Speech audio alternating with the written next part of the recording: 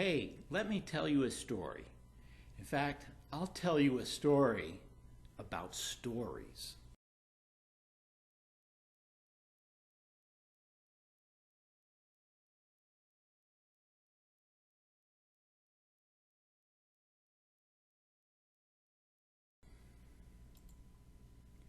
Hi, David Barron here, hypnotist, author, all those sorts of things.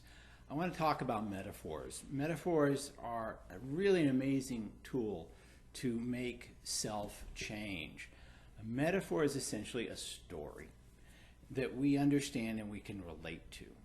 I recently had a really dramatic experience that I realized was the result of a very powerful metaphor. There's a movie I was watching, a series actually on Netflix. It's called Lock and Key. And in this show, the main characters discover keys that each have a certain magical power. Now, one of these keys they called the head key. And using the head key, you can insert it in the back of your neck. And when you do, a door will appear. And whatever is beyond the door is what is in your mind. So beyond that door is a metaphor for everything that you've had experienced within your mind. Depending on the person, the door could be anywhere from an arcade to a mall to a house or a library. And the metaphor of the mind fits the person who uses the key. So beyond this door are all the things within your mind. And these could be memories, habits, things that you have learned. It could be your hopes and your dreams. So I got to thinking about this. And in my free time, I was considering what would it be like if I could open the key to my mind and step through that door. And the most immediate thing that I would want to work with, I decided, was to enhance my creativity so I could have some really good YouTube content or write some blogs or be able to send out some emails. And I momentarily imagined what it would be like to walk through this door that represented my mind and somehow turn on the creativity switch. Now, without giving it a whole lot of thought, I pretty much forgot about it. But within about 10 minutes, I became inundated with ideas for YouTube videos, for blog posts, for emails that I can write to my subscribers. And they just seemed to sort of flow from me. It was only about 10 minutes of furiously writing and taking notes that I remembered that I had used the metaphor of the head key to make changes in my mind. So metaphors work. The reason that metaphors work is they help to dissociate us from the things that we are trying to change so that we can look at them and relate to them and interact with them more objectively. Because there's no way I can directly imagine creativity or how to affect it. But using the metaphor of going into my mind and turning on a creativity switch, it bypasses that whole critical factor that would cause me to overanalyze the whole process of creativity. It also occurred to me how much of hypnosis and change work in general just uses metaphor. I've been doing this for 20 years, and all of my hypnosis stuff has little metaphors and stories in it. One of the very best examples is the symbology process. Now, you can go to YouTube, type in symbology hypnosis. You'll find a lot of demonstrations of symbology. I also have a product that you can order that describes it in incredible detail. Symbology process is where you turn whatever your problem is into a symbol, a metaphor for the problem. And with that, you can manipulate it.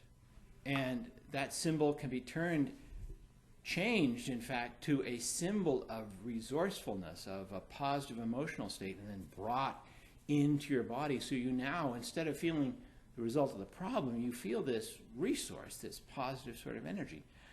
I use this in almost every hypnosis process that I use in one form or another. Additionally, I'm occasionally hired by clients to do a process that's called the learning place. And the outcome of the learning place is to create a mind that can learn incredibly rapidly and retain the information and then recall it as it is needed. And it is heavily reliant on this metaphor of creating an actual learning place within the mind that processes and stores information very quickly. Now, you don't have to rely on any previous metaphor. In fact, it's entirely possible to create whatever metaphor is useful for you.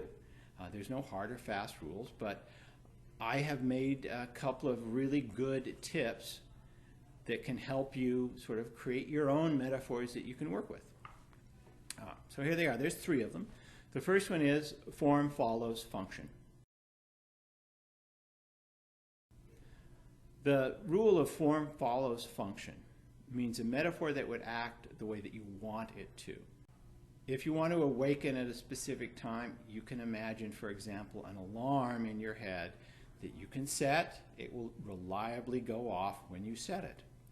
When I'm working with clients to unburden them from the pain of negative memories, I use the metaphor of a library, which records all the memories that are stored in books. They are instructed to go through every book, tear out the pages of painful memories, and burn them up. And in their place, they leave a note of love and forgiveness. So the form here is the library. The function is to change memories or to redefine them. One could just as easily use the metaphor of a footpath that's littered with trash, and you walk this footpath, getting rid of the trash and planting flowers of love and forgiveness. They both are forms that follow a useful function. One of the more interesting products I created is called the Vault. And the Vault is an interesting metaphor because within the vault, it is a vault in your mind. Within the vault, there's no time, there's no awareness, there is no memory. And when something is put in the vault, there's no further memory of it. It's been completely removed. It's been sealed away from conscious awareness. Now, this would be useful to a hypnotist if they wanted to help a client create a behavior that they wouldn't overthink. They just create the behavior in hypnosis, put every memory of its creation in the vault so that it just happens. Now, there are some other very interesting and possibly even criminal implications involved. Imagine being able to commit a crime and then wipe it from your memory so you could even pass a lie detector test. It just wouldn't be there. I don't advise you do that, however.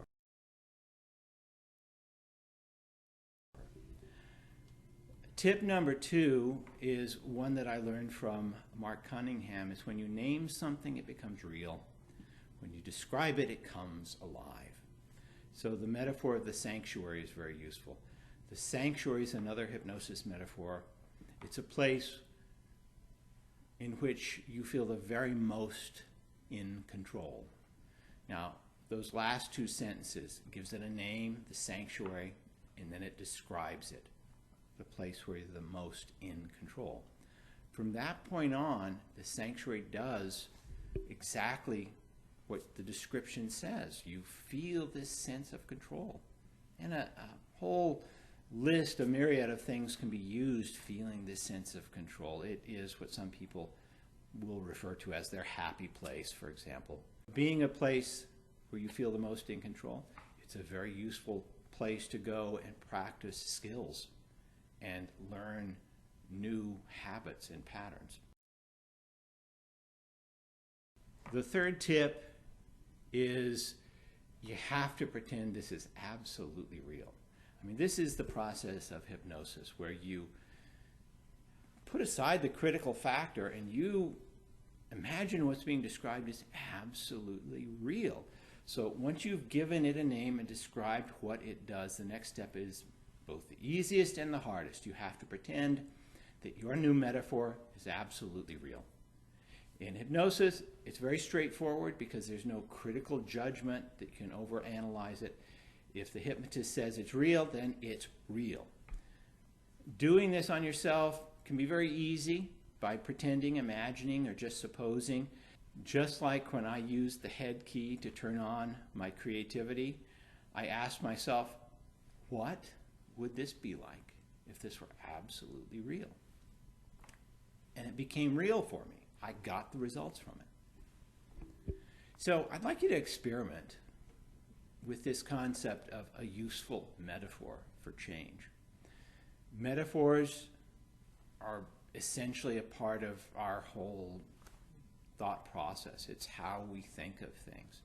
They can be deeply ingrained in our language, they're in our culture, they're in our entire thinking process.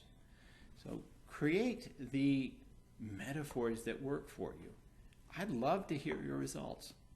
So if you have some comments, ideas, speculations, you have some questions, leave them in the comments.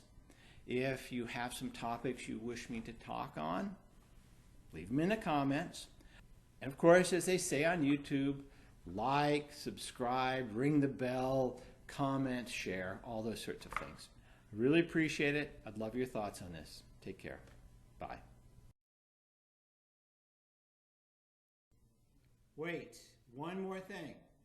When you subscribe to the newsletter, you will get a free copy of the PDF entitled The Most Devious Language Pattern Ever. I normally charge $7.95 for it, but this you'll get for free, and it is very devious. With this language pattern, you can make someone feel incredibly good about what they're doing or incredibly bad about what they're doing. I encourage you, of course, to use it for good, but you'll get this download for free when you subscribe to the newsletter. Link down below.